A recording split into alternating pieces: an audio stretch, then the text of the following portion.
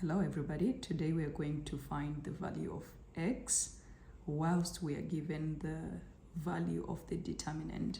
And here is the question. The question says, if the determinant of matrix C, x, 3, 4, 5 is 18, solve for x.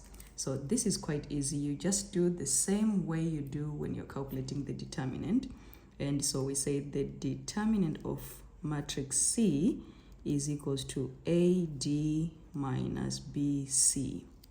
And our A value is x, our B value is 3, our C value is 4, and our D value is 5. So we are going to say the determinant of C is equals to AD, so it will be 5x, minus BC, which will be which will be 3 multiplied by 4.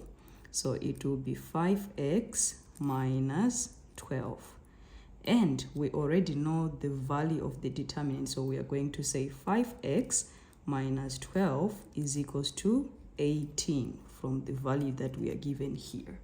So after we do that, we are going to make x the subject of the formula. So 5x will be equal to 18 plus 12, because minus 12, when it goes to the other side of the equal sign, becomes a positive. Now 5x is equals to 30. Now you divide by 5 both sides and you get your x is equals to 6. So that means we have found the value of x. So the value of x here is supposed to be 6. I hope you get it right. Thank you for watching.